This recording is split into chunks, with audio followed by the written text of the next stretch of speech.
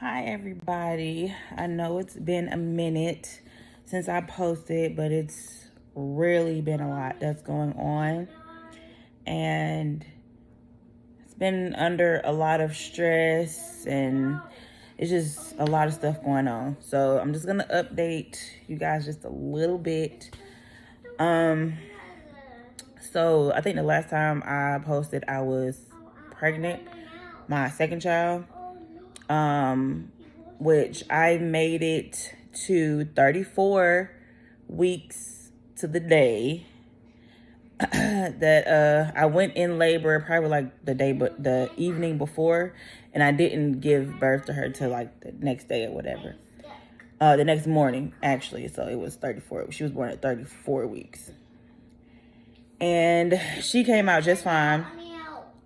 She was bigger than Neo. She was about 5 pounds. She was 5 pounds, I think 9 ounces. And she came out breathing on her own. She didn't need anything. She was perfectly fine. No time in the NICU. And because I had her in May 29th of this year.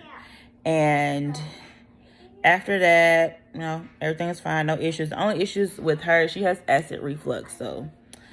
And which she has it pretty bad. So we already have taken care of that with medication.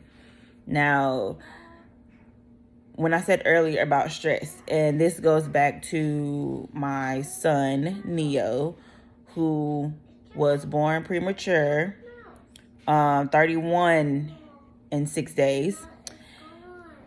He started pre-K at about like in August. And when he started pre-K, immediately, because he was in Georgia pre-K, and Georgia pre-K, their classes can be like 20 at most 22 students in one classroom, and probably like two teachers. Okay, so the daycare he was going to, it was like 22 students, 22 to 20, whatever she said. I think she said 22. And as soon as he started there, he started having more accidents. So he's just now being potty trained, just to FYI. He just got potty trained early this month, and it just happened. And now at his daycare, he was having issues to the point where constant accidents. He would pretty much just shut down. They had one incident where they were trying to get him to go to the bathroom, and they told him to go in by himself or whatever, because all the rest of the kids can do that.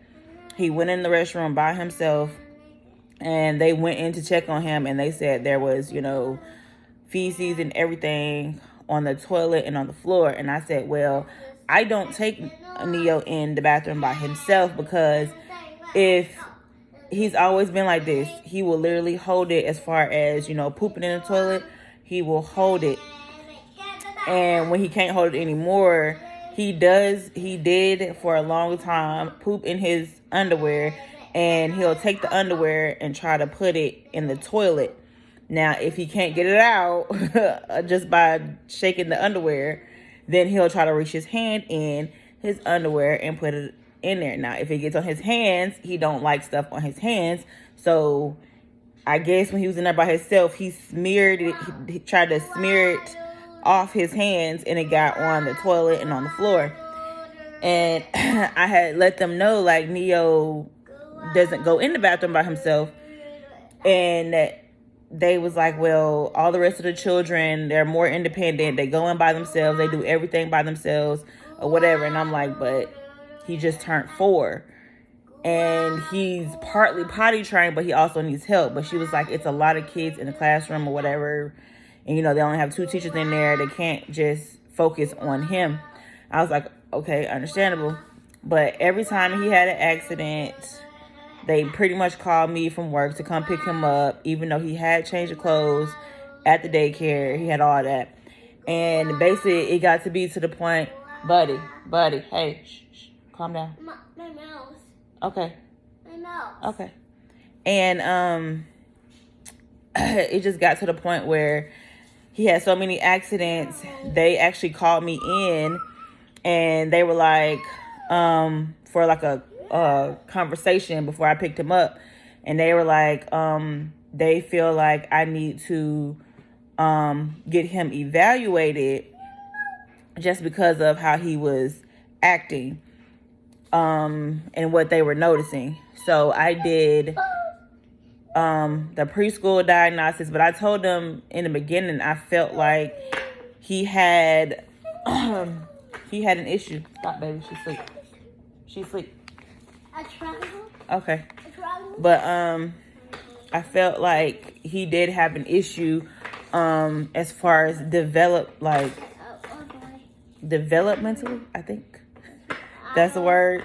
But I felt like, because the pediatrician I took him to, I told her my issues, and she felt that he had a sensory processing disorder.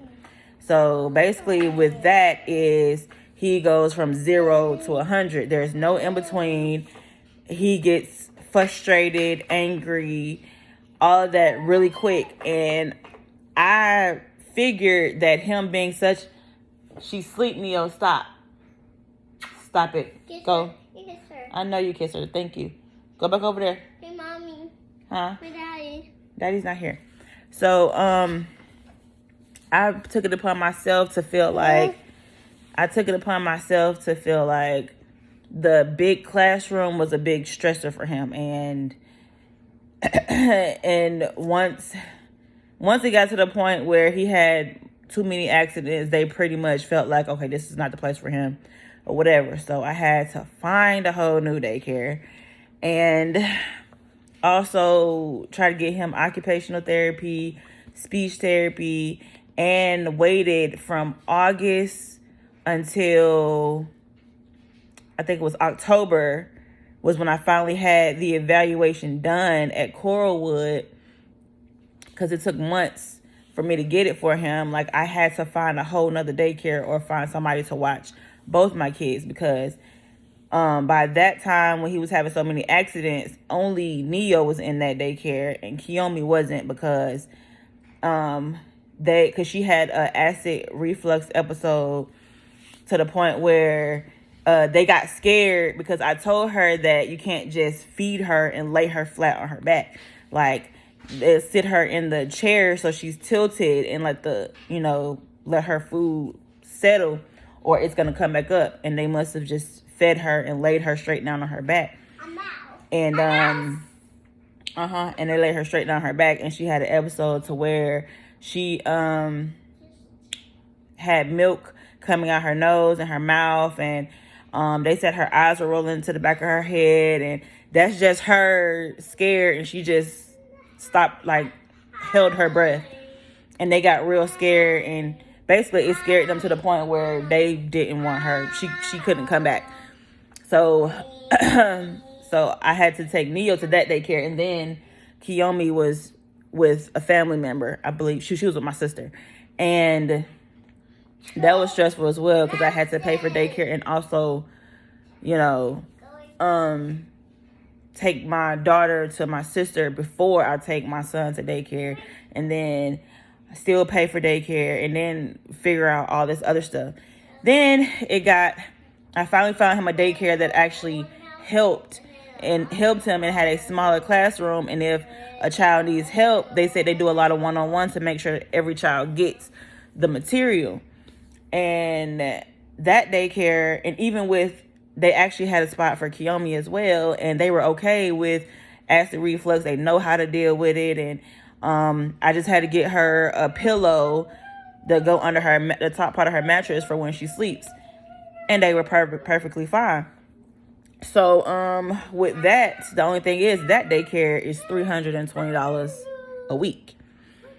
So I went from paying like $200 to $120, not $120, $320. And every week, that's $1,280 for me, which I don't have. And it's just been a struggle trying to get everything together. And take after Neo's occupational therapy appointment, they said that he needed to go twice a week So I'm like, okay, twice a week. I work Monday through Friday.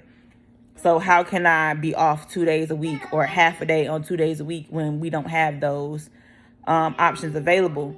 So I feel like the only option I would have had would have been to switch to the hospital. And by me going to the hospital, that's 3 days a week, 12-hour shifts. But it seems hard for me to get into the hospital right now. So I'm pretty much just I'm still in the process of trying to figure everything out. I still have evaluation they're going to tell me the results of the evaluation on the 6th, which is not this week, but the following Monday. So, and then also about that with CAPS, I can't get CAPS right now until I have that results of the evaluation. So I literally had to figure out how to pay for daycare every week. So yeah, it is stressful paying $1,280 a month for childcare, and also rent, bills, all that stuff. It's a lot, and try to keep up with every child. Like it's been a lot, but I'm getting through it. I've already passed my TEAS exam. So I'm still going to nursing school. That's something I'm not giving up on, even though I'm so tired and so exhausted. And I'm still passing classes, trying to make sure I get everything done. And this is pretty much where I'm at right now. So I just kind of wanted to let everybody know where I am. And then I'll make another video after his evaluation to basically show what they feel is the best or whatever, or how I go about doing that. Because right now I'm kind of figuring everything out little by little. So I guess until I figure out more, or I can make a separate video about Kiyomi and, well, yeah, that's my daughter's name, Kiyomi, and another video about Neo and the issues that he has. So I will probably separate it, but I just wanted to come on here and let you guys know that I'm still here. I just have been going through so much and trying to get everything done, and my anxiety, exhaustion, all that level is completely up, but I'm getting through it. So thank you guys for listening.